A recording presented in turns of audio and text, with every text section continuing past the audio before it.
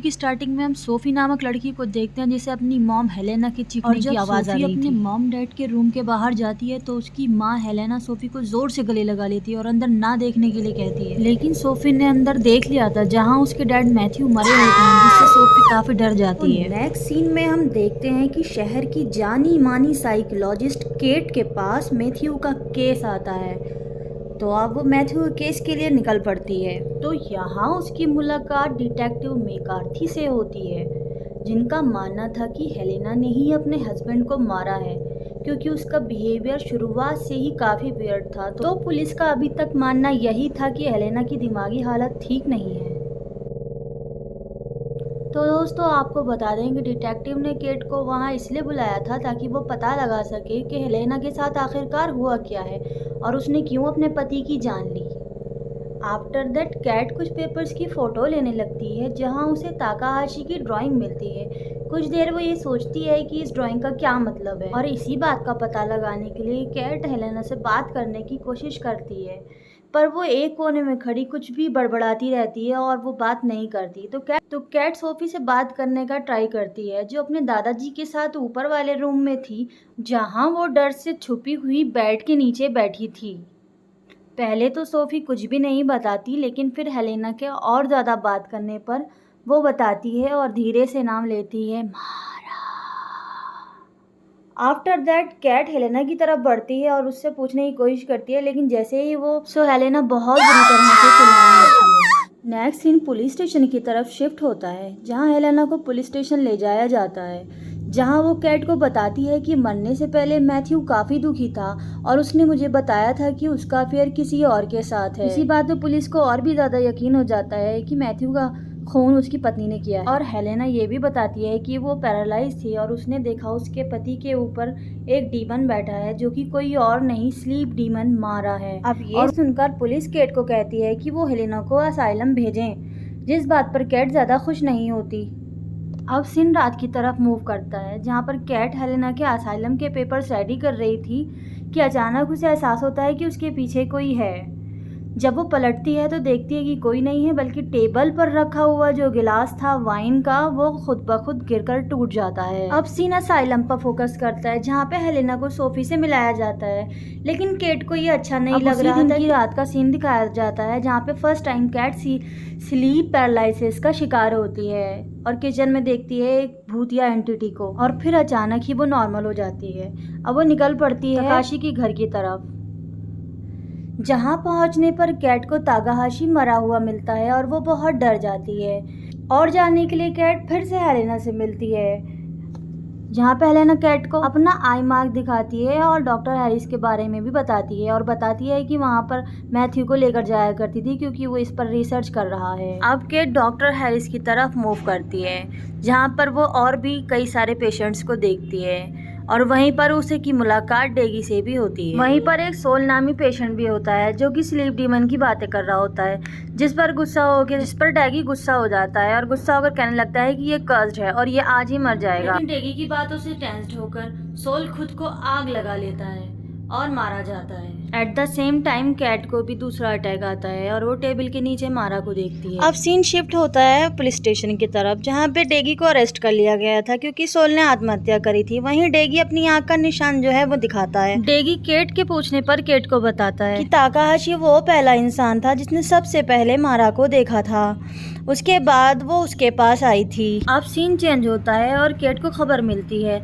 कि असाइलम में हेलेना की बहुत बुरी तरह से मौत हो गई थी, जिसको देख के केट काफी डर जाती है और काफी दुखी भी हो जाती है क्योंकि वो चाहती थी कि हेलेना और सोफी एक साथ अपनी जिंदगी गुजारें, लेकिन उसका ये सपना अधूरा ही रह जाता है। अब सीन घर की तरफ शिफ्ट होता है, केट अपने बाथरूम में आराम कर रही होती है, रिलैक्स करने के लिए बैठी होती है, जहाँ पे वो फील करती है मारा को बहुत करीब से। उसको एक और स्लीप पैरालिसिस आता है।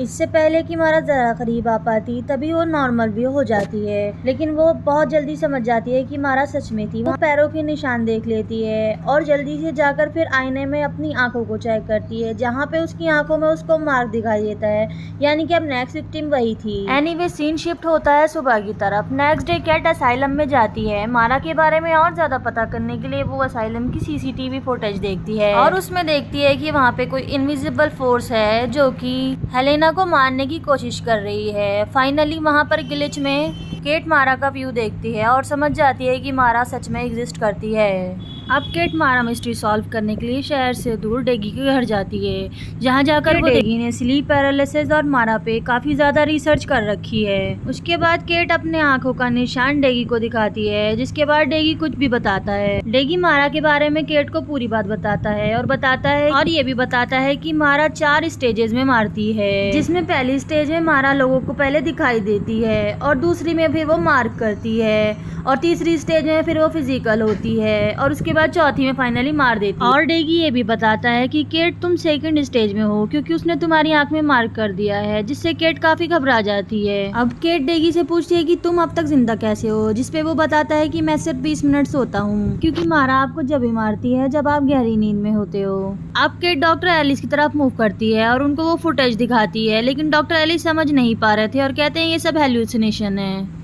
उसी रात केट को फिर से अटैक होता है और उसे हेलेना नजर आती है, जो उस पे चिल्ला रही थी कि तुम्हारी वजह से मैं मर गई, तुम्हारी वजह से सोफी अकेली हो गई। और एट द सेम टाइम वो मारा को अपने बहुत ही करीब महसूस करती है और फिर नॉर्मल हो जाती है। जब वो नॉर्मल होती है तो उसे ग्रैंडपा का फोन आता है और वो बताते हैं कि सोफी की तबीयत ठीक नहीं है और उसे हॉस्पिटल में एडमिट किया गया है। एट द सेम टाइम डेगी को दिखाया जाता है, जो कि आईने में देख रहा होता है, क्योंकि उसकी आंखें अब पूरी तरह लाल हो गई होती हैं, क्योंकि पिछली रात उसकी मशीनों में कुछ खराबी हो जाती है और वो गलती से सो जाता है। तो अब वो 4th स्टेज में था।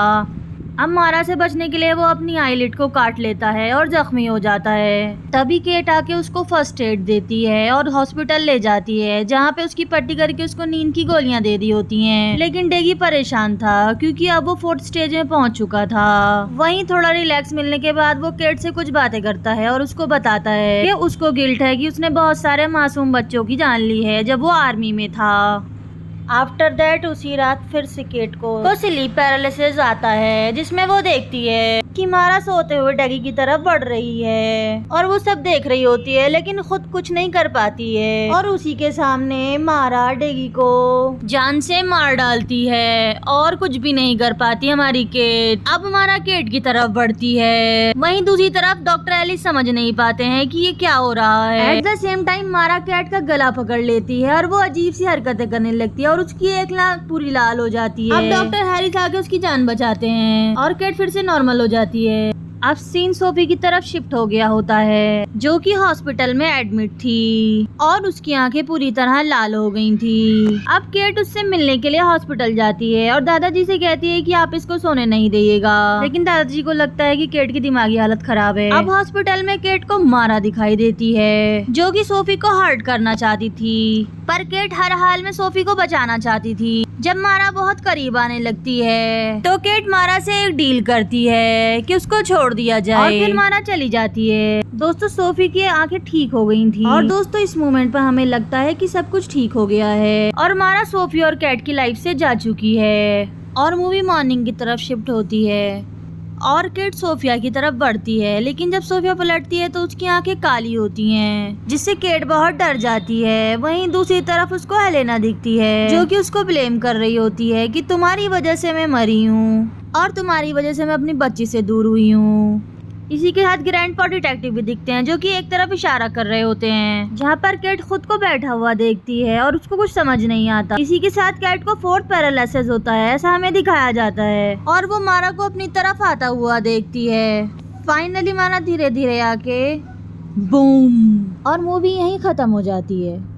असल में मूवी में हमें बताया गया है कि मारा कुछ नहीं, सिर्फ अपना गिल्ट है, जो कि नींद में लोगों को मारती है जिनकी वजह जैसे कि मैथ्यू को गिल्ट था कि उसने बीवी को चीट किया है, हेलेना को लगता था कि उसने अपने पति की जान नहीं बचाई और डेगी को गिल्ट था कि उसने मासूम बच्चों की जान ले ली है और कैट को भी ये गिल्ट था कि उसने सोफी को अकेला कर दिया, हेलेना उसकी वजह से मारी गई। तो दोस्तों ताशिनाका को भी कहीं ना कहीं गिल्ट था। तो दोस्तों इसके साथ मूवी खत्म होती है। अगर आपको मेरी वीडियो पसंद आती है तो इसे लाइक करें और सब्सक्राइब करें।